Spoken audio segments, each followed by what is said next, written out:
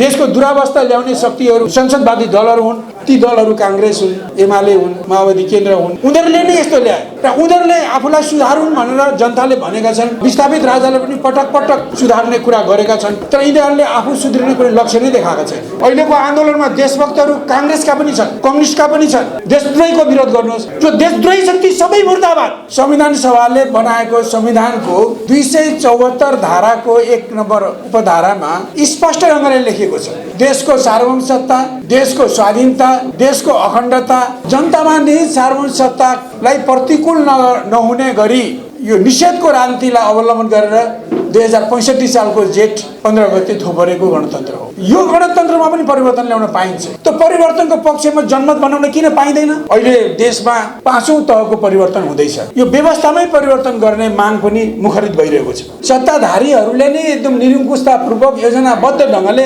कार्यक्रम मात्रै असफल पार्न होइन, यो परिवर्तनको अभियानलाई समेत असफल पार्ने उद्देश्यले जुन दमन गरियो योजनाबद्ध ढङ्गले, हाम्रो पार्टी नेकपा माले घोर विरोध गर्दछ। जब पृथ्वीनारायण शाहलाई राष्ट्रिय एकीकरणको नेताको रूपमा, नायकको रूपमा मान्नुपर्छ भन्ने अभियान पृथ्वी विचारको जनमानसमा पुर्याउने एउटा नयाँ अभियान सुरु भयो। कतिपयहरूको लागि झुलुक्क आएको विचार जस्तो लागेको होला, होइन। यो 250 वर्ष अगाडि यसको जन्म भएको हो। उत्तरको सम्राटसँग घा गर्नु, दक्षिणकोसँग होस गर्नु, भन्ज्याङमा किल्ला बाँध्नु, त्यसबेला पनि जाई कटक नगर्नु, झिकी कटक गर्नु। दुनियाँमा ज्ञान बुद्धिको कुनै सीमा हुँदैन।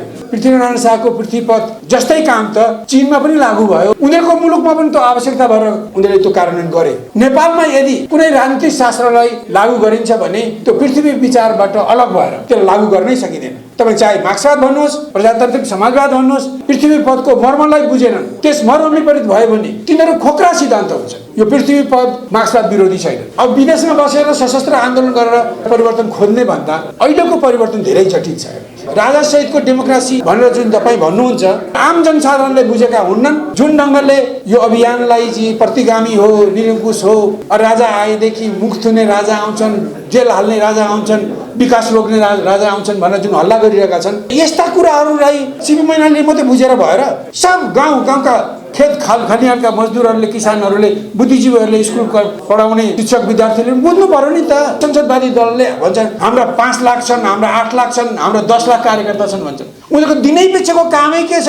यो तपाईँहरूले सुरु गरेको आन्दोलन अभियानको गलत चित्रण गर्ने, उल्टो कुरो सुनाउने, मान्छेलाई भड्काउने बाहेक उनीहरूको अर्को कामै छैन। 7 सालदेखि डेमोक्रेसी पनि भएका छ। अब आउने डेमोक्रेसीको आयामहरू के हुन्? संसदवादी दलहरूले फैलाएका भ्रमहरूलाई चिर्न सजिलो हुन्न।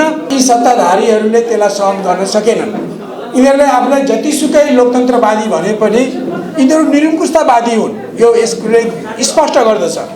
मैले तपाईँलाई के भनौँ भने संविधान सभाले बनाएको संविधानको 274 धाराको 1 नम्बर उपधारामा स्पष्ट ढङ्गले लेखिएको छ, देशको सार्वभौम सत्ता, देशको स्वाधीनता, देशको अखण्डता, भौगोलिक अखण्डता र जनतामा निहित सार्वभौम सत्तालाई प्रतिकूल नहुने गरी सबै परिवर्तन गर्न सकिन्छ। यहाँ यो संविधानले दिएको अधिकार हो कि यो आन्दोलनले ल्याएको गणतन्त्र होइन। यो बाह्य शक्तिको दबावमा यहाँका केही महत्त्वकांक्षी व्यक्तिहरूले यो निषेधको राजनीतिलाई अवलम्बन गरेर 2065 सालको जेठ 15 गते थोपरेको गणतन्त्र हो। र यो गणतन्त्रमा पनि परिवर्तन ल्याउन पाइन्छ। यो संविधानले स्पष्ट लेखेको छ, शान्तिपूर्वक यसमा परिवर्तन गर्न सकिन्छ, 2/3 बहुमत ल्याएर परिवर्तन गर्न सकिन्छ भन्छ। यो संहितामा परिवर्तन गर्न सकिन्छ, धर्मनिरपेक्षतामा परिवर्तन गर्न सकिन्छ, अरू धेरै नीतिहरूमा परिवर्तन गर्न सकिन्छ, संविधानमा भएका प्रावधानहरू परिवर्तन गर्न सकिन्छ। यो संविधानले दिएको परिवर्तन गर्न दिएको आधार हो। र जब परिवर्तन कुनै चिज परिवर्तनीय छ भने त्यो परिवर्तनको पक्षमा जनमत बनाउन किन पाइँदैन? यदि यो गणतन्त्रलाई हटाएर राज संस्था ल्याउँ भन्ने व्यक्तिहरूले किन राज संस्था ल्याउनु पर्यो, कस्तो राज संस्था ल्याउनु पर्यो भन्ने विषयमा विचार जनमत बनाउनको निम्ति शान्तिपूर्वक यस्ता सभा गोष्ठी जुलुसहरू किन गर्न पाउँदैन? अरू सबै विषयहरू त्यस्तै नै हुन्। संविधानले लेखेका अधिकारलाई प्रयोग गर्न, शान्तिपूर्वक प्रयोग गर्न खोज्दा जुन ढङ्गले त्यहाँ दर्शाइयो यहाँ आउँदाखेरि पनि यहाँ आयोजकलाई पनि तर्साइयो र पछि धेरै अलिक खरो कुरा गरेपछि मात्रै उनीहरूले यहाँ यो गर्न दिएका छन्। यो अत्यन्त निन्दनीय कुरा हो। यही सन्दर्भमा म के भन्छु भने गएको चैत 15 गते अब यो अहिले देशमा 5औं प्रकारको 5औं तहको परिवर्तन हुँदैछ, हुने सङ्घारमा पुगिसकेको छ। 7 सालको एउटा, 17 सालको दोस्रो, 46 सालको तेस्रो, 63 साल र 72 सालमा टुङ्गिएको चौथो र अहिले 5औं परिवर्तनको सङ्घारमा देश पुगिसकेको छ।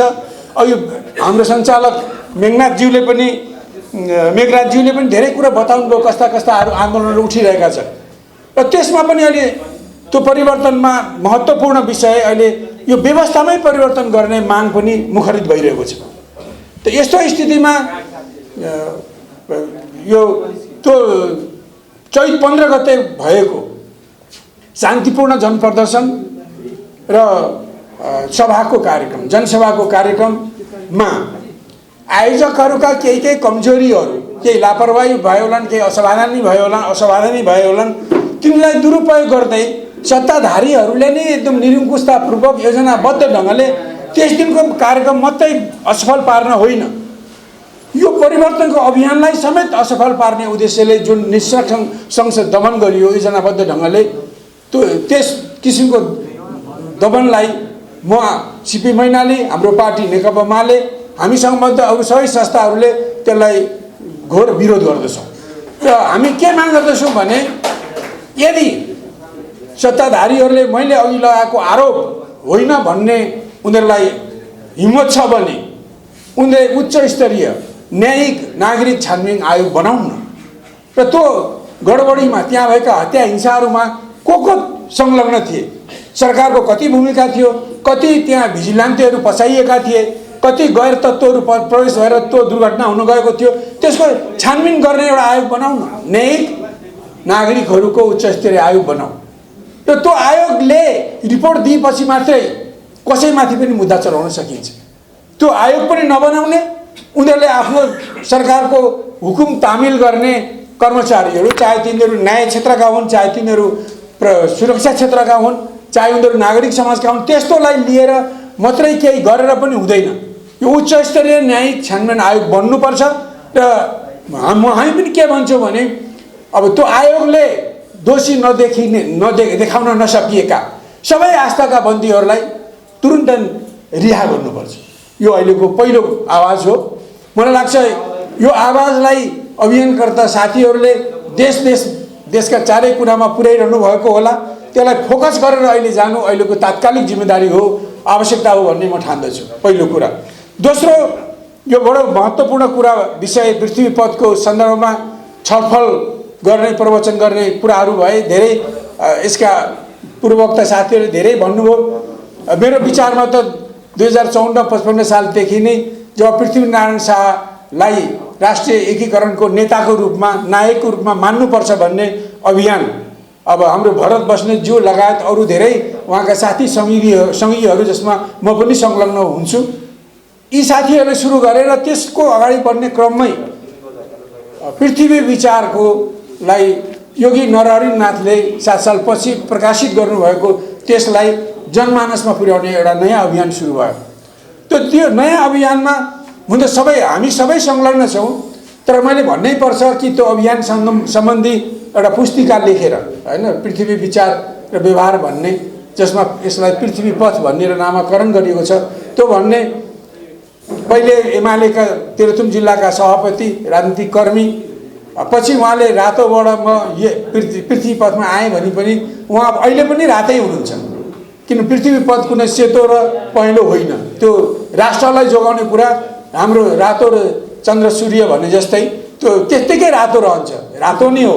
र त्यस बेलादेखि खगेन्द्र प्रसाई, सिटौला र हाम्रो भरतजीहरूले यसलाई त्यो किताबको रूपमा प्रकाशित गर्दै यसको विषयमा बहस छलफल गर्दै जाने क्रममा आज देशका विस्थापित राजाले समेत यो 2082 सालको नववर्षको सन्दर्भमा जारी गरेको मन्तव्यमा त्यसको उल्लेख, महत्त्वको साथ त्यसलाई उल्लेख गर्नुभएको छ।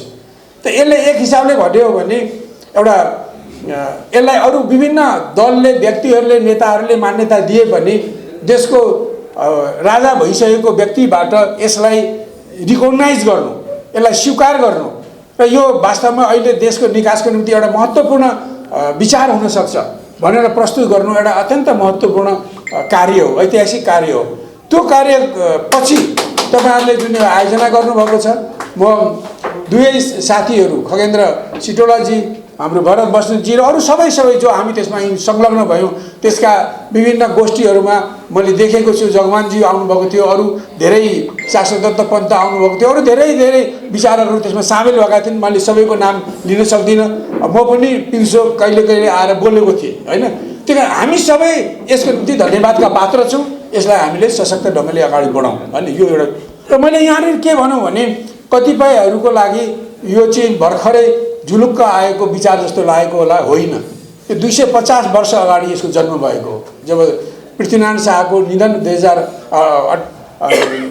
1831 को माघमा भयो, त्यसको सायद 1 महिना जति अगाडि नुवाकोटको दरबारमा सबै भाइ भारदारहरू, आफ्नो निकटका मानिसहरू, आफूलाई पालन तालन गर्ने सबैलाई भेला गरेर उहाँले मैले आफ्ना अनुभव तपाईहरुलाई तिमीहरूलाई सुनाए, तिमीहरूले आफ्नो सन्तानलाई सुनाउला, तिम्रा सन्तानले हाम्रा सन्तानलाई सुनाउलान् र उनीहरूले यो गोर्खा अथवा यो नेपाललाई थामी खालान् भनेर उहाँले जुन आफ्नो अनुभव राख्नुभयो, उहाँले गर्नुभएका कामहरूको बडो संक्षिप्त एकदम सठिक विवरण राख्नुभयो। त्यसको सँगालोलाई कयौं भारदारहरूले लिखित रूपमा सुरक्षित राखेका रहेछन्। लगभग त्यो त्यस बेलादेखि 2007 सालसम्म लगभग त्यो अन्तर्ध्यानै रह्यो। कोही भाइ भारदारहरूले पढ्ने गरे होलान्, तर त्यो चाहिँ सार्वजनिक हुन सकेन। 7 सालको परिवर्तनपछि योगी नरहरिनाथले त्यसलाई जुन मेहनतको साथमा त्यसलाई खोजी नीति गरेर त्यसको भूमिका सहित त्यसको सबै नेपाली साधारण भाषामा, नागरिक भाषामा पनि त्यसको अर्थ बुझाउँदै त्यसको प्रकाशन गर्नुभयो। दार्जिलिङमा त्यसको प्रकाशन भयो, त्यसपछि काठमाडौँमा प्रकाशनहरू भए। त्यसरी आउँदै जाने क्रममा अब पछाडि त्यसको मूल्य र महत्त्व चाहिँ अब जुन ढङ्गले देशमा परचक्रीहरूको चाहिँ यहाँ राई दाई चल्न सुरु गर्यो, यहाँ सिद्धान्तहरू जम्मै विदेशमुखी भए। चाहे मार्क्सवादी विचार भन्नुहोस्, चाहे डेमोक्रेटिक सोशलिजम भन्नुहोस्, यहाँसम्म कि राष्ट्रवादी विचार पनि विदेशमुखी भयो। त्यस्तो स्थितिमा स्वदेशमुखी विचारको खोजीको क्रममा यी दुई साथीहरूले, खगेन्द्र सिटौला, भरतजी अनि अरू तमाम साथीहरूले चाहिँ अगाडि सारेको विचार आज एक किसिमले भनौँ त्यसले देशमा एउटा मान्यता पाएको छ र त्यसलाई सबैले गौरव अगाडि बढाउनु जरुरी छ। मैले यस विषयमा अरू धेरै नभनौँ। उहाँको किताब, खगेन्द्र सिटौलाजीको किताब चाहिँ पैरवी प्रकाशनले प्रकाशित गरेको, पैरवी प्रकाशनको पुस्तक गृहमा पनि त्यो पाइन्छ, उहाँले भनिसक्नुभयो। मैले त्यसलाई नदोर्याउँ र अरू पनि धेरै त्यस सम्बन्धी पुस्तक पुस्तिकाहरू छन्, ती पनि खोजौँ होइन। र मूल पाठ पनि धेरैहरूले लेख्नु भएको छ होइन। अर्जुन ग्यावालीले पनि नेपालको इतिहास भन्ने किताब लेखेर त्यसलाई मूल पाठसहित त्यसको नेपालीकरण पनि राख्नु भएको छ। यी कुराहरूको अध्ययन गरौँ र यो 250 वर्ष अगाडि नेपालको भूमिमा नेपालको एकीकरणको सङ्घर्षबाट जन्मिएको एउटा सिद्धान्त हो। अघि नै साथीहरूले भनिसक्नु भएको छ, वक्ताहरूले, कि पृथ्वीनारायण शाह तत्कालीन नेपालमा जो कि 2224 मा विभक्त थियो, दक्षिणपट्टि ब्रिटिसहरूले उपनिवेश बनाइरहेका थिए र उनीहरू चीनतर्फ जान नेपाल भएर बढिरहेका थिए।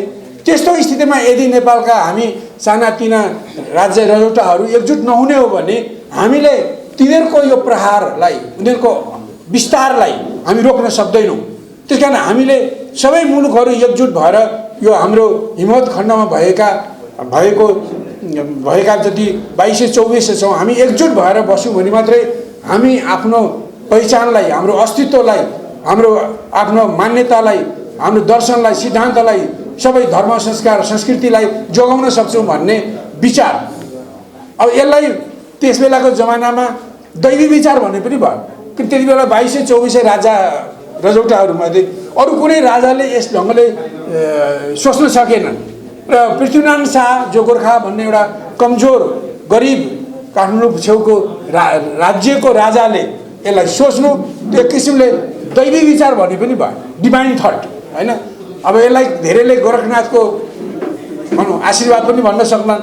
अब विभिन्न ढङ्गले त्यसलाई अर्थाए पनि एक अर्थमा त्यो अत्यन्त महत्त्वपूर्ण विचार हो त्यो दुर्लभ विचार हो हैन। त्यस्तो विचार आएको छ र त्यसमा उहाँले आफ्नो रणनीति, मैले लामो व्याख्या गरिनँ यसको, उहाँको सङ्घर्षका रणनीतिको बारेमा उल्लेख गरिएको छ। उहाँले आफ्नो अनुभव पनि बताउनु भएको छ। अब लामो व्याख्या नगरौँ, उहाँले कसरी चाहिँ देश चाहिँ हाम्रो मुलुक चाहिँ दुई ढुङ्गा बिचको तरुल रहेछ। दक्षिणको सम्राट बडो चतुर छ, अङ्ग्रेजीमा त्यसलाई कनिङ भने हुन्छ, बडो कनिङ छ। उत्तरको सम्राटसँग घा गर्नु, दक्षिणकोसँग होस गर्नु र भन्ज्याङमा किल्ला बाँध्नु, आफ्नो सुरक्षा गर्नु। एक दिन त हामीलाई चिथोर्न आउँछ, त्यस बेला पनि जाई कटक नगर्नु, झिकी कटक गर्नु। आफू न्यु खोजेर लड्न नजानु, आयो न्यु खोजेर आयो भने प्रत्याक्रमण गर्नु। पृथ्वीनारायण शाहको यो दिव्य उपदेशमा यो कुरा लेखेको छ। यही कुरालाई लागू गरेर 2043-44 सालतिर 45 सालतिर तत्कालीन राजा वीरविक्रम शाहदेवले नेपालमा भन्ज्याङमा किल्ला कस्नु भने जस्तै, भन्ज्याङमा अब किल्ला कस्नुभन्दा नेपालको आर्मीसँग पनि केही एन्टी एयरक्राफ्ट गन चाहिन्छ। अब कसैले केही गरिहाल्यो भने पनि केही घन्टा रोक्न, केही दिन रोक्नको निम्ति पनि चाहिन्छ भनेर अब भारतबाट त लिन खोज्दा भारतले नदिएपछि उहाँले चीनसँग किन्नुभयो। त्यही किने बापत उनीहरूले 45-46 सालमा नाकाबन्दी गरे। यो तपाईँलाई थाहा होला। त पृथ्वीनारायण शाहकै विचार हो जो वीरेन्द्र राजाले लागू गर्नुभयो। त यसरी अनि यो बाहेक अरू धेरै कुरा छ। कसरी देशको अर्थतन्त्र आत्मनिर्भर अर्थतन्त्र बनाउने त्यसको विषयमा पनि लेखेको छ। म लामो नभनौँ त्यसको विषयमा। कसरी हामीले उद्योग धन्दा खोल्ने, हामीले आफ्नै उत्पादन बढाउने र आफ्नो उत्पादन विदेशमा बिक्री गरेर नगद खैँचने, नगद लिएर आउने।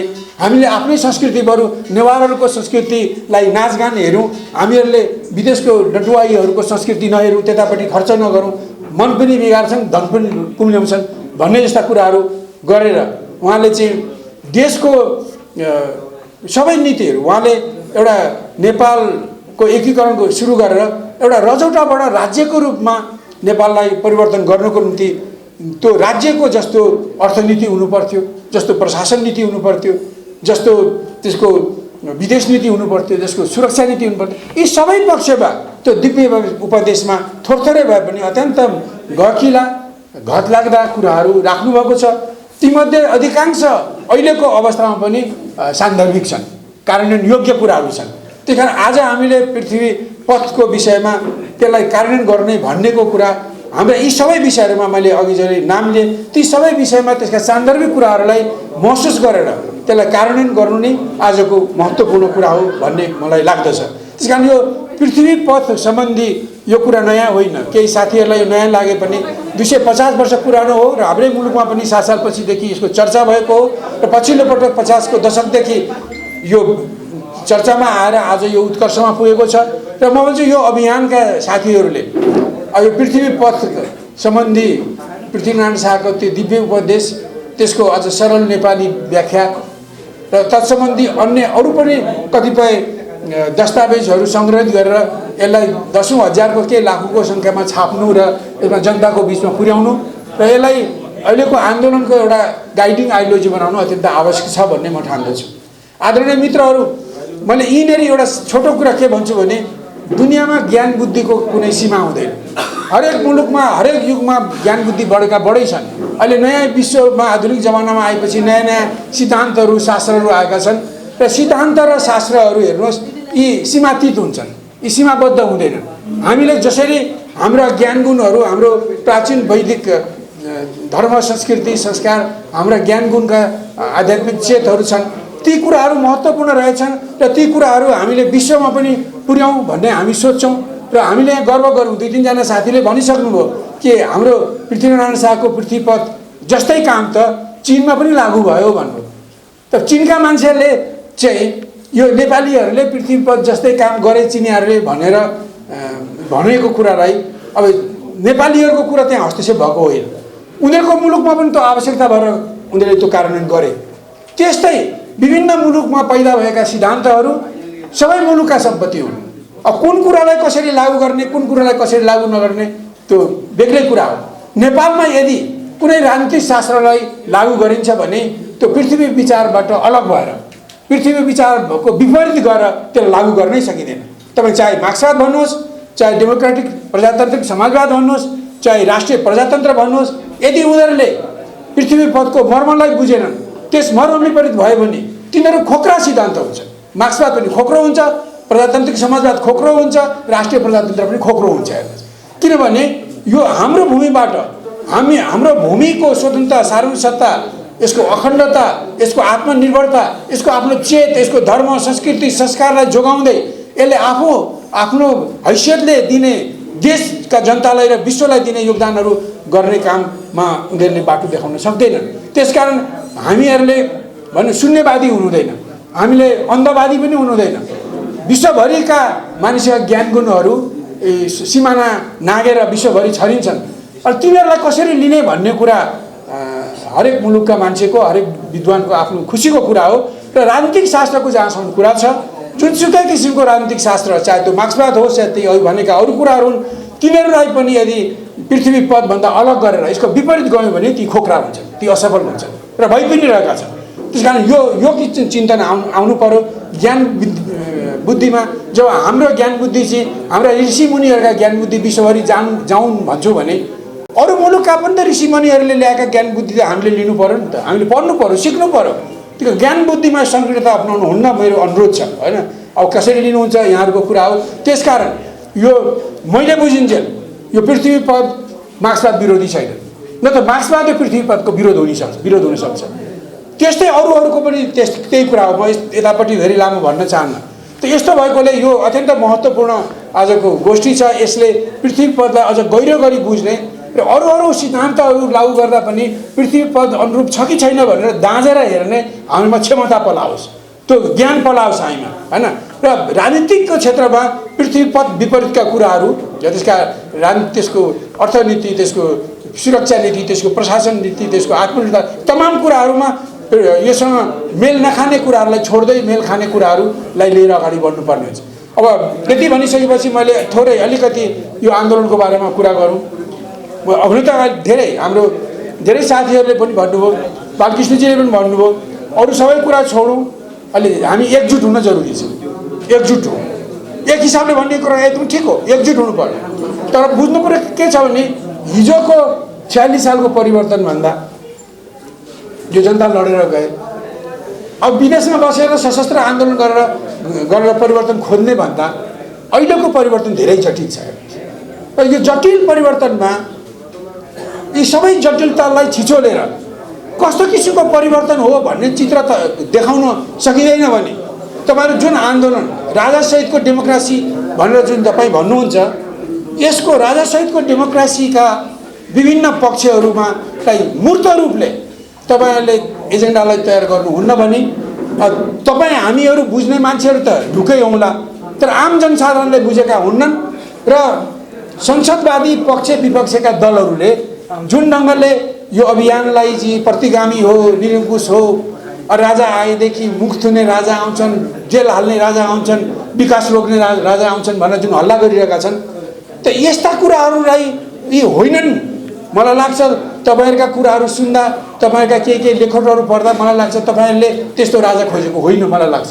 तर यो कुरा सिपी मैनालीले मात्रै बुझेर भएर सब गाउँका खेत खलिहानका मजदुरहरूले, किसानहरूले, बुद्धिजीवीहरूले, स्कुल पढाउने शिक्षक विद्यार्थीहरूले बुझ्नु पर्यो नि त। त्यो नबुझाइकन तपाईँ हामी 100 जनाले, 50 जनाले, 100 जनाले, 500 जनाले, 1000 जनाले बुझ्यौँ अरे, तर त्यसलाई व्यापक रूपमा जनतामा लाँदैनौँ भने जनताले कसरी बुझ्ने हो? अब केही संसदवादी दलले भन्छन् हाम्रा 5 लाख छन्, हाम्रा 8 लाख छन्, हाम्रा 10 लाख कार्यकर्ता छन् भन्छन्। उनीहरूको दिनै पिछेको कामै के छ?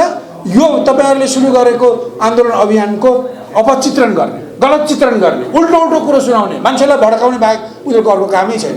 अनि तपाईहरु जो अभियान गर्दै हुनुहुन्छ, तपाईहरुले चाहिँ यो जटिल आन्दोलनका यी जटिल सवालहरूमा तपाईहरुको कुरा के हो भन्ने ठोस रूपले लेखेर जानुहुन्न भने र जनतामा पुर्याउनु हुन्न भने हेर्नुहोस्, तपाईँ हामी जति यो आन्दोलनको पक्षमा छौँ त्यसमा थोरै मान्छे त बढ्दै जान्छन्, तर अफिसियल ढङ्गले वात्तै मान्छे बढ्ने स्थिति हुँदैन। त्यस कारण मैले लामो नभनी के भन्नुहुन्छ भने अहिलेको प्रश्न के छ भने अब अहिले राजासहितको डेमोक्रेसी भनेर तपाईहरुले लडिरहेको आवाज उठाइरहेको बेलामा उठाइरहेको बेला मुख्य कुरा राजामा फोकस भएको छ। त्यही कारण तपाईँहरूले भनेको राजा कस्तो, हामीले विगतमा पनि विभिन्न खाले राजाहरूलाई हामीले भोगेका छौँ। अब आउने राजा कस्तो, अनि हामीले 7 सालदेखि डेमोक्रेसी पनि भोगेका छौँ। अब आउने डेमोक्रेसीको आयामहरू के हुन्? हामीले 63 सालको संविधान सभाले दिएको संविधान पछि एउटा व्यवस्था पाएका छौँ, सुधारिएको संसदीय व्यवस्था, त्यो पनि असफल भइरहेको छ। त्यसलाई पनि परिवर्तन गर्ने भन्नुहुन्छ, त्यो कार्यक्रम कस्तो? चौथो कुरो, अब देशमा जुन यी संसदवादी दलहरूले जो भत्ताभुङ्ग पारेर देशलाई तहसनस पारेका छन्, यो देशको निर्माण गर्ने आर्थिक सामाजिक कार्यक्रम कस्तो?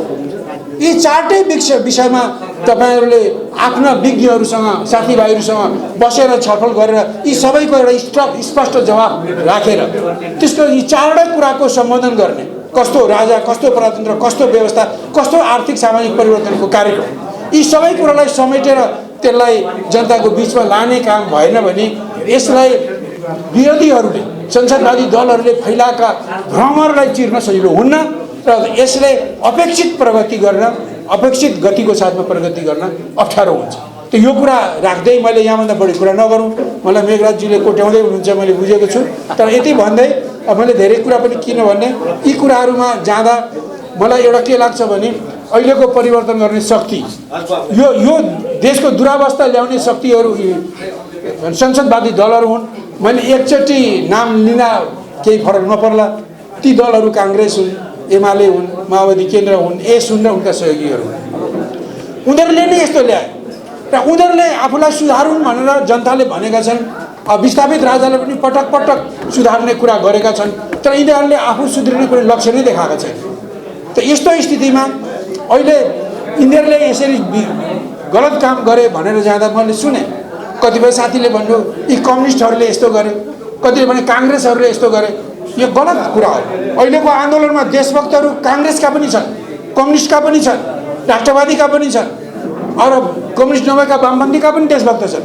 तपाईँले सारा कम्युनिस्टलाई एउटै डालोमा राखेर सबैलाई विरोध गर्दा तपाईँसँग को आउँछ? मलाई पनि आउन अप्ठ्यारो पर्छ। सबै कम्युनिस्ट देशद्रोही छैन। देशलाई माया गर्ने कम्युनिस्ट छन्, देशलाई माया गर्ने वामपन्थी छन्, देशलाई माया गर्ने काङ्ग्रेस अथवा डेमोक्रेट्सहरू छन्, देशलाई माया गर्ने राष्ट्रवादी छन्, देशलाई माया गर्ने स्वतन्त्र मान्छेहरू छन्। तपाईँको भाषा शब्दले मान्छेलाई तान्छ कि ठेल्छ भन्ने कुरो बुझिन्छ। यहाँ आएर कम्युनिस्टलाई निन्दा गर्नुहुन्छ भने हो, देशद्रोही कम्युनिस्टको निन्दा गर्नुहोस्, त्यसमा म 2 हात अठेर समर्थन गर्छु। देशद्रोहीको विरोध गर्नुहोस्, कम्युनिस्टको होइन। देशद्रोहीको विरोध गर्नुहोस्, काङ्ग्रेसको होइन। देशद्रोहीको विरोध गर्नुहोस्, राष्ट्रवादीको होइन। जो देशद्रोही छन् ती सबै मुर्दाबाद। तर सबै देशद्रोहीहरू एकताबद्ध हुनुपर्छ, एकजुट हुनुपर्छ, तब मात्रै परिवर्तन ल्याउनुपर्छ। यो परिवर्तन केटाकेटीको फितकौली खेलेको खेल होइन। बाह्य शक्तिहरू यसको पछाडि छन्। यहाँभित्र उनीहरूका धेरै ताबेदारहरू, उनीहरूका दलालहरू यहाँ सत्तामा छन्। धन सम्पत्ति पैसा उनीहरूको हातमा छ, राज्य उनीहरूको हातमा छ। केटाकेटी आए गुलेली खेलेर गए भने जसरी परिवर्तन हुन्छ? गम्भीरतापूर्वक सोच्नुहोस्। तपाईँहरू कार्यक्रम ल्याउनु पर्यो, सबै खाले देशभक्तलाई एकजुट गर्न सक्नु पर्यो, आफू पनि मिल्नु पर्यो, राष्ट्रवादी पनि मिल्नु पर्यो। एक खाले राष्ट्रवादीले अर्को खाले राष्ट्रवादी सङ्गठनमा गएकोले कारवाहीको धमास गरेको मैले देखेँ। योले हामीलाई स्वर्ग पुर्याउँछ, नरक पुर्याउँछ आदि इत्यादि धेरै प्रश्नहरू छन्। त्यसकारण मेरो अनुरोध छ कि अहिले परिवर्तन गर्ने शक्ति भनेको नेपाली जनता हो, त्यसमा पनि देशभक्त नेपालीहरू, सबै विचारका देशभक्त नेपालीहरू मिल्न सक्यो भने मात्रै अहिले यी संसदवादी दलहरूले देशलाई जुन बर्बाद पारिरहेका छन्, हाम्रो स्वतन्त्रता, सार्वभौमिकता, अखण्डतालाई बिक्री गरिरहेका छन्, गरिबी, महँगी, बेरोजगारी, भ्रष्टाचार तमाम बढाइरहेका छन्, विदेश पलायन बढाइरहेका छन्, व्यथितै आइरहेको छ, देश भनौँ न विनाशको डिलमा पुगेको छ। यो अवस्थाबाट देशलाई जोगाउने हो भने सबै देशभक्तहरू एकगठ हुनुपर्छ। त्यस कारण हाम्रो हरेक शब्द, हरेक विचार, हाम्रो हरेक लेख चाहिँ सबैलाई जोड्ने खाले हुनु पर्यो, फोड्ने खाले होइन। यो ढङ्गले हामीले गयौँ भने मात्रै देशमा वाञ्छित परिवर्तन ल्याउन सक्छौँ। त्यो सकिन्छ, तर सबभन्दा पहिले कार्यक्रम ल्याउँ। त्यसपछि कसरी, मैले लास्टमा भने, त्यसपछि पनि हरेक चिजको आफ्नो मेलो हुन्छ। खेती गर्नु पर्यो भने पनि खेती गर्ने पनि एउटा मेसोबाट सुरु गर्छ। त्यस्तै आन्दोलन गर्नुपर्ने आन्दोलनको पनि एउटा मेलो हुन्छ। कसरी सुरु गर्ने, कसरी मध्यममा पुर्याउने, कसरी उत्कर्षमा जाने भन्ने हुन्छ। मैले लामो व्याख्या गर्दिनँ। अब सबभन्दा उत्कर्षमा गर्ने कुरा चाहिँ प्रारम्भमै गरौँ भने के फल होला? प्रारम्भमा गर्ने कुरा उत्कर्षमा गरौँ भने के होला? किन आन्दोलनको विकासको नियम के हो? मैले पढाउनु पर्दैन, म पनि आन्दोलनको एउटा मान्छे हो, मसँग केही अनुभव होला, अब तपाईँहरू राष्ट्र संस्थाको पक्षमा लागेर राष्ट्रवादी भएका साथीहरू जो जोडिनु भएको छ तपाईँहरूसँग पनि अनुभव होला, होइन त म भन्दिनँ। तर म धेरै देखेको छु, काङ्ग्रेसका पनि धेरै मान्छेहरू यो आन्दोलनको पक्षमा देखेको छु, तर त्यहाँ तपाईँहरू राष्ट्रवादीको कुनै सम्पर्क छैन। उनीहरूले मसँग भन्छन् उहाँहरू एक्लै लड्छन्, के गर्छन्, कोही सल्लाह पनि हुन्न भन्छन्। त्यस्तै अरूहरूको पनि छ। ए बाबा कसरी जाने, कुन ढङ्गले जाने भन्ने विषयमा त सबैले सबैको कुरा गरे हुन्छन्।